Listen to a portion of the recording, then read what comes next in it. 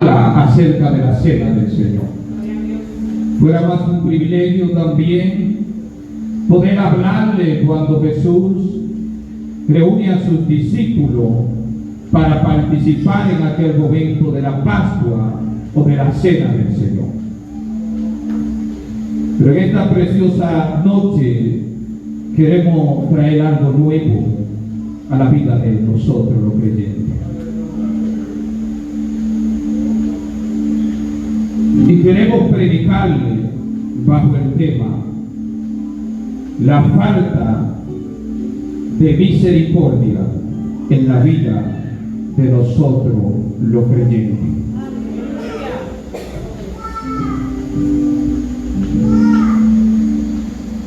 La falta de misericordia en la vida de nosotros los creyentes. Y tal vez usted se pregunta, ¿por qué razón hablar de este mensaje? ¿Por qué razón hablar de esta palabra en medio de una santa cena? ¿Por qué razón tocar este punto para el pueblo del Señor hoy en día? ¿Por qué razón hablarle bajo este tema la falta de misericordia en la vida de nosotros los creyentes? Si usted quiere conocer la razón, si usted quiere conocer el motivo, pues usted cuando llegue a su casa, usted se postra delante de la presencia del Señor y le pregunta al Señor por qué le ha permitido a tu siervo hablar bajo este tema. Y ahí usted va a encontrar la respuesta. Ahí usted va a poder comprender, si no lo comprende a través del mensaje que se les va a estar enseñando, que se les va a estar predicando, pues ahí usted va a poder identificar y conocer cuál es la razón por el cual hoy vamos a hablar bajo el tema la falta de misericordia en la vida de nosotros los creyentes. Sé que es un momento de Santa Cena y sé que es un momento donde tal vez deberíamos de hablar acerca de nuestro Señor Jesucristo, porque la palabra del Señor habla y especifica que cuando nosotros nos reunimos en la cena del Señor, lo hacemos en memoria de nuestro Señor Jesucristo.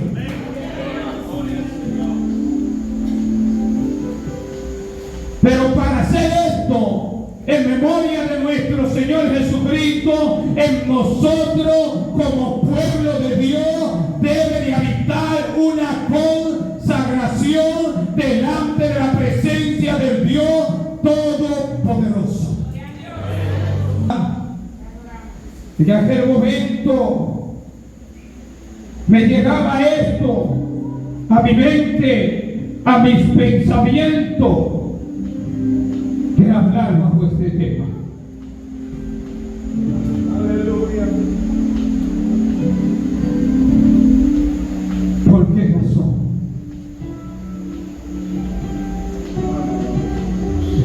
Porque hoy en día la misericordia en la vida de nosotros los creyentes está escaseando.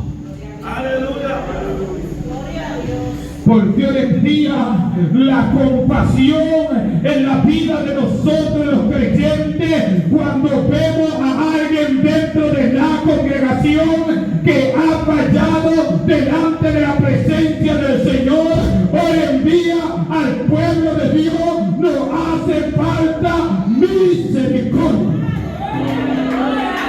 Apóstol Pablo, hablando de la palabra del Señor, después de hablar acerca de cada uno de los pecados que se encuentran, cada una de las obras de la carne, el apóstol Pablo Pablo nos exhorta a nosotros y nos dice: hermanos. Libro de Gálatas capítulo 6. Usted se va y se da cuenta ahí que después que el apóstol Pablo habla acerca de la obra de la carne y de los frutos del Espíritu, usted se va a encontrar con algo que el apóstol Pablo dice, y es: hermano. Si alguno de vosotros fuere en aquel momento sorprendido, si alguna persona en medio de su debilidad pasara en aquel momento y cometiera alguna de estas faltas, vosotros los que sois espirituales, restaurarle con espíritu de mansedumbre.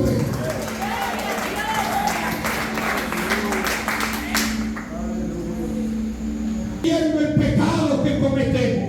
No que estoy de acuerdo cuando nosotros cometemos pecado delante de la presencia de Dios, porque cada pecado trae en sí su consecuencia. Pero ¿cuál es la actitud de nosotros como pueblo de Dios hoy en día cuando alguien cae en alguna de estas debilidades?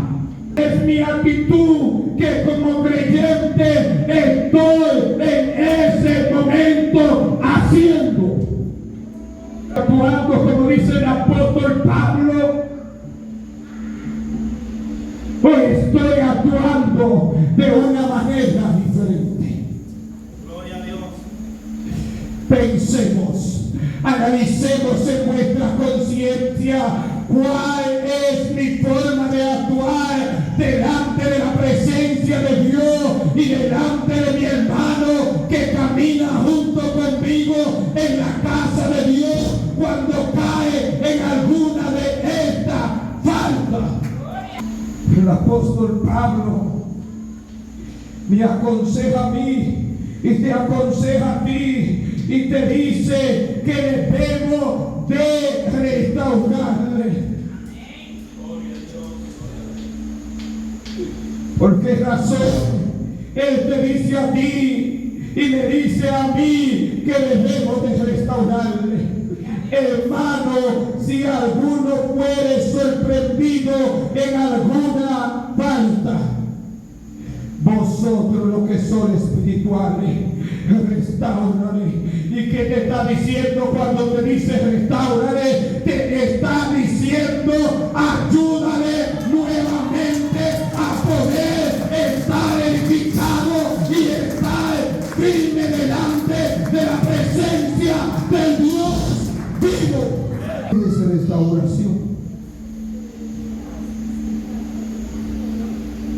Recuerdo en un momento mientras estaba en la escuela estudiando, yo no conocía, no entendía, no comprendía qué significa la palabra restauración. Y cuando estoy en la escuela, siempre me gustaba estar leyendo la palabra de Dios. Y mientras leía la palabra del Señor, cuando el Señor le habla a Jeremías y le dice: por tanto así ha dicho Jehová, si tú te convirtieres a mí, yo te restauraré y delante de mí estará como muro fortificado de bronce. Esto comenzó a trabajar en mi mente y me comenzó a ayudar a entender que cuando hablamos de restauración estamos hablando de una construcción que ha sido arruinada, que ha sido derrumbada, que ha sido desbaratada, y alguien toma la decisión de volver a levantar lo que una vez estuvo edificado. Y esta debe de ser la actitud de nosotros como pueblo de Dios. en vez de yo empujarlo hacia abajo, debo de decirle, hermano, caíste, pero te puedes levantar. Hermano, fuiste derribado, pero es hora de que te levantes. Ya basta de vivir una vida sin misericordia hacia nuestro hermano. Ya basta de vivir una vida sin compasión hacia el hermano que está sentado junto a nosotros cada día en la casa de Dios. Y le dice, considerándote a ti mismo, no sea que tú también seas tentado.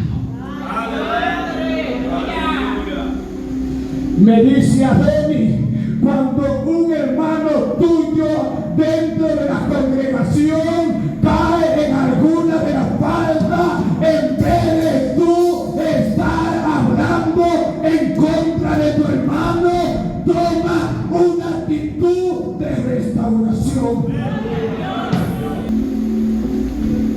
¿Por qué? Porque todo en esta vida estamos expuestos al pecado. Todo en esta vida estamos expuestos al pecado, porque no hay hombre sobre la faz de la tierra que no cometa pecado delante de la presencia de Dios. O sea que todos cometemos pecado delante de la presencia de nuestro Creador. David, un hombre de Dios, hecho conforme al corazón de Dios. Aleluya.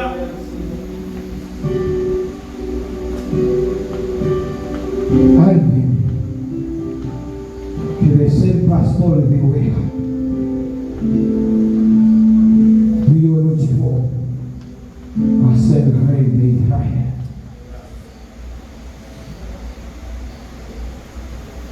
En esta noche, cuando le hablo acerca de esto, que quiero que usted y yo podamos entender en esta preciosa noche. Analicemos y pensemos. Pecado que dentro de la casa de Dios son los más condenados por mí como creyente y por usted como creyente. Gloria a Dios. Estoy de acuerdo con este tipo de pecado y con ningún otro tipo de pecado. Santo Jesús. Para que no vayan a pensar que en esta noche estamos defendiendo a nosotros los pecadores. O sea, para que usted no vaya a tomar este mensaje que se le está transmitiendo en esta noche y vivir una vida en el pecado o practicar el pecado. Estoy invitando a eso para que me entienda y para que me comprenda. No le estoy diciendo que cuando usted salga de este lugar, usted va a ir hacia su casa a pervertirse en el pecado. Pero ¿qué expresa la palabra del Señor?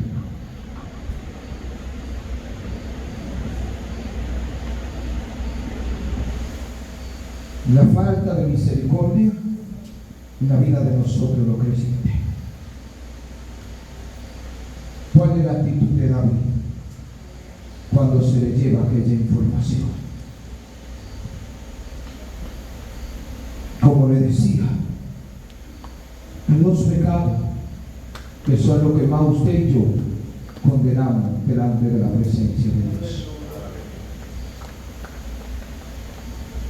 Pero cuando nos sentamos en silla de escarnecedores, cuando dejamos de meditar en la ley de nuestro Dios para sentarnos a hablar de ciertas cosas que no le convienen a santos, entonces ahí no pensamos en nuestra condición antes de juzgar o condenar al hermano que haga algo públicamente en el pecado que ha cometido. Decía, varón hecho, pedir el corazón, como lo dice la Escritura, conforme al corazón de Dios. Miren la actitud de este hombre de Dios. Y muchas veces esta actitud está dentro de mi corazón y está dentro de tu corazón cuando un hermano fracasa delante de la presencia del Señor en algún pecado que está expuesto al público. Natán, profeta de Dios, viene y le habla a David en nombre del Señor.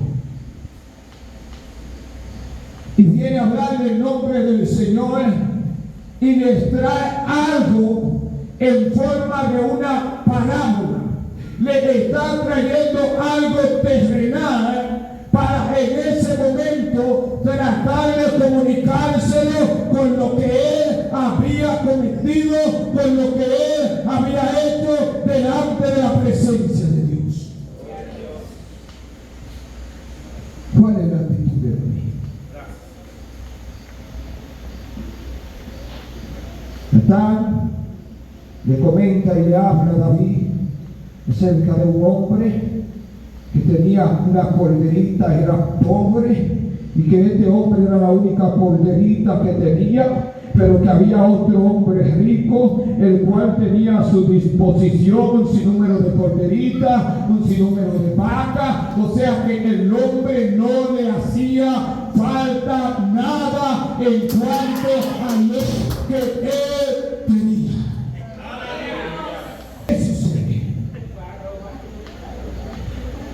Él no tenía carecimiento de recursos, si lo podemos decir de esta manera.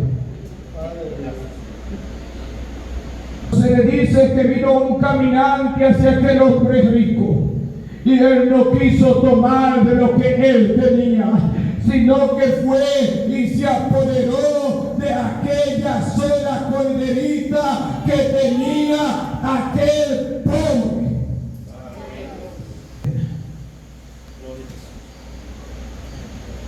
Se le trae esta información a David. ¿Cuál es la respuesta de David? Entonces se encendió el furor de David en gran manera contra aquel hombre y dijo a Natán: vive Jehová, que el que tal hizo es digno de muerte. Verso 27 del capítulo 11. En el capítulo 12 David declara esto cuando se le lleva la información. En el capítulo 11, verso 27, escuchen lo que dice la palabra del Señor hablando acerca del salmista David. Y pasando el luto envió David y la trajo a su casa, y fue ella su mujer y le dio a luz un hijo. Mas esto que David había hecho fue desagradable ante los ojos de Jehová.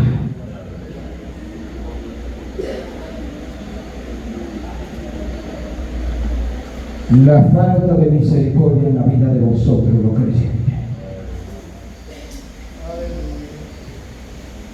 Pregunta es en este momento: ¿tenía David entendimiento o no tenía David entendimiento de lo que él había hecho y había cometido delante de la presencia de Dios? Él tenía el entendimiento. Él sabía que él había cometido pecado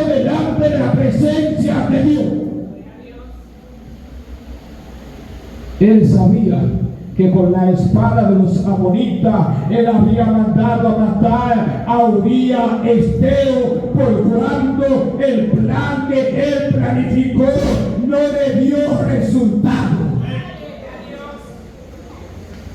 Él quería encubrir su pecado, él quería encubrir su rebelión, él quería en aquel momento que Urías se acostara con su esposa para que pensaran que el hijo era de Urías.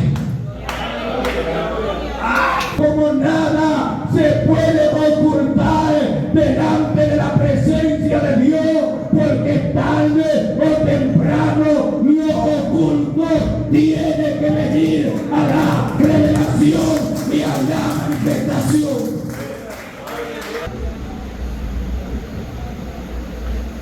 ¿Y qué hace David? Mi condición no está apta, no está digna para yo condenar a aquel personaje. Misericordia en la vida de nosotros los creyentes. David era creyente del Señor. David fue aquel que cuando fue a enfrentar a Goliat fue en el nombre de nuestro Señor. ¿Qué dice la palabra del Señor? Él conoce su condición. Estoy habitando en el pecado. Sé que he matado. Sé que he adulterado. Y como sé que he adulterado y he matado, estoy en medio de una contaminación pecaminosa. Sé que he intentado ocultar el pecado que he cometido delante de la presencia de Dios y delante de la presencia del pueblo.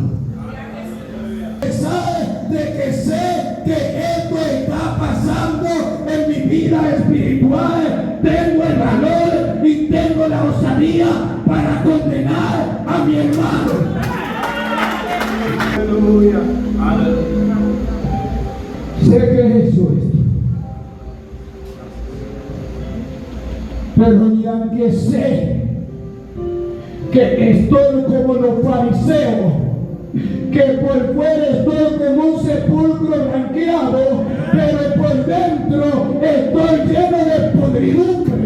Y a pesar de que estoy en esa condición, no quiero quitar la mano sobre mi hermano que ha cometido pecado.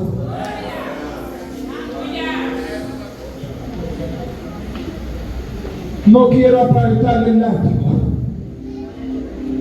Él es culpable, ella es culpable y tiene que pagar por lo que ha hecho.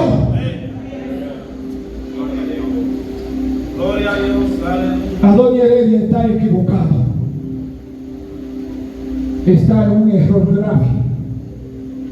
Porque Jesús dijo, cuando iban a condenar a la mujer que fue sorprendida en el acto mismo de adulterio, el que esté libre de pecado sea el primero en arrojar la primera piedra. Pero yo, como sé mi condición, no puedo lanzar la primera piedra, porque cuando estoy a punto de agarrar la piedra para lanzarla, hay una conciencia que me dice, recuérdate de lo que hiciste ayer.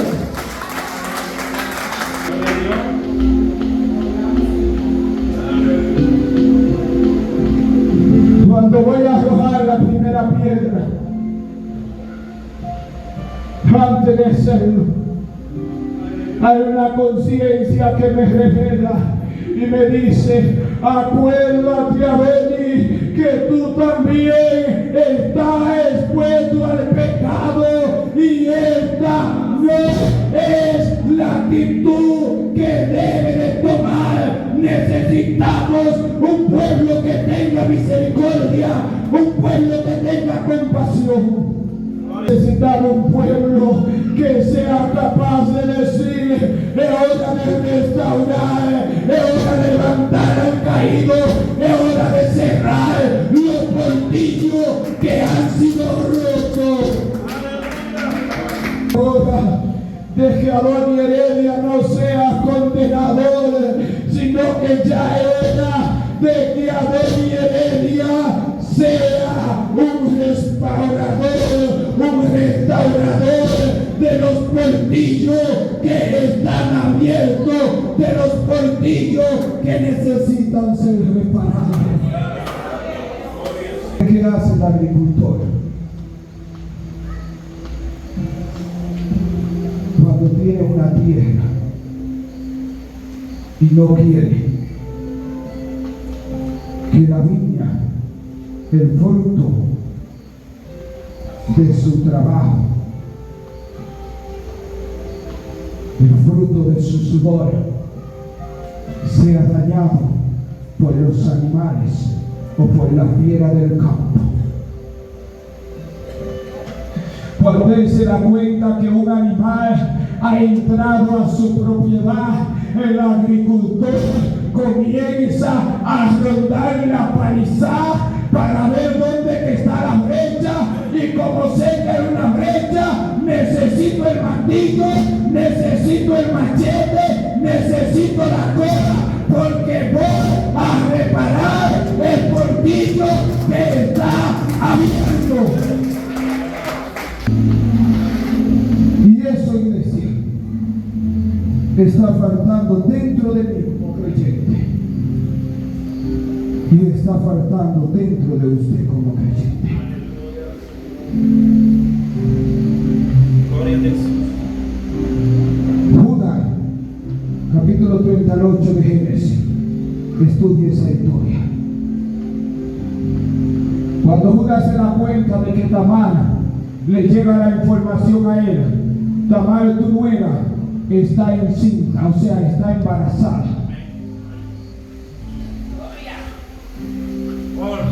Él sabe que cuando él iba junto al camino, él tomó a una mujer por ramera y se llevó a ella.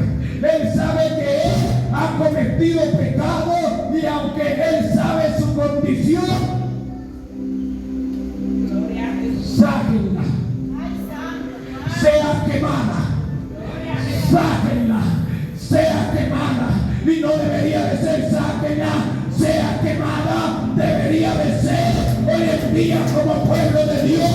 Tráiganla, vamos a orar por ella para que Dios cambie su corazón, para que Dios la restaure.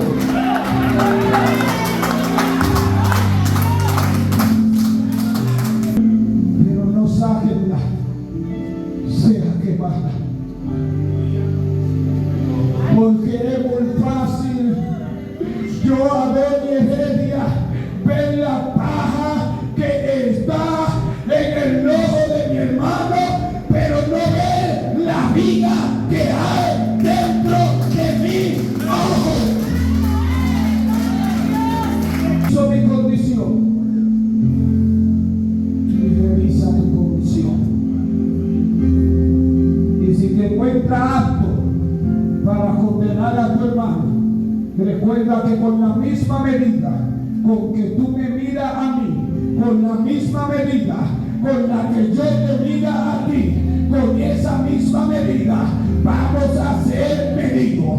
Y déjame decirte, si toma una actitud de restauración, cuando tú cargas, alguien va a tomar una actitud de restauración para tu vida. Pero si toma una actitud de condenación, y si tú tomas una actitud de condenación, alguien te va a condenar cuando tú cargas también el pecado. ¿Sabe qué Judas terminó diciendo? Cuando le mandan la evidencia, Judas termina diciendo, y con esto voy a cerrar por causa del tiempo, Judas termina diciendo: más justa es ella que yo, por cuanto no le di a mi hijo, porque el deber de Judas era darle el hijo a aquella mujer que era considerada su nuera,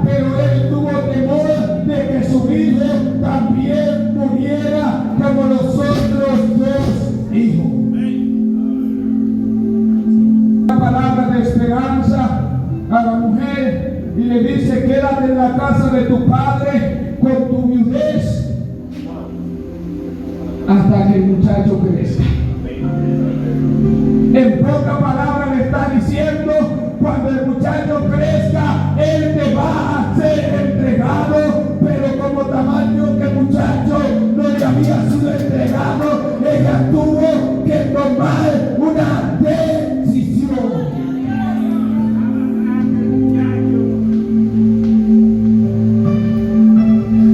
Y no te apoyo en lo que ella haya hecho, porque pecado es pecado y no apoyamos el pecado o la práctica del pecado, porque una cosa es cometer el pecado y otra cosa es practicar el pecado. Judá dice: más justa y ella que yo, hipócrita viejo.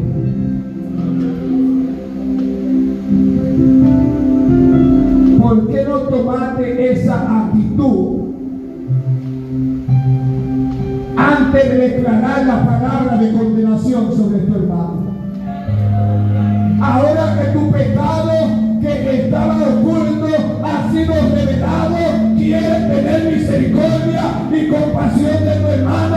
Déjame decirte que delante de la presencia de Dios eso no va.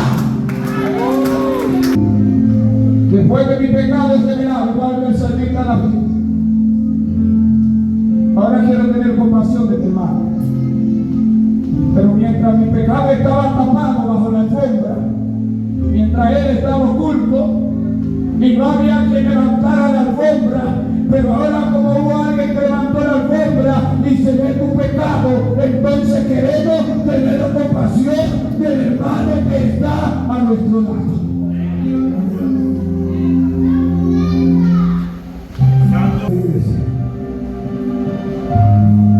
La falta de misericordia en la vida de los creyentes.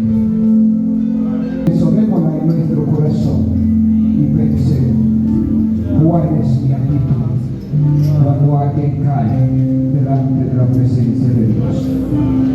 ¿Le estoy ayudando a ser restaurado o lo estoy condenando? Porque como yo actúe, así mismo van a actuar conmigo el día que yo también cargue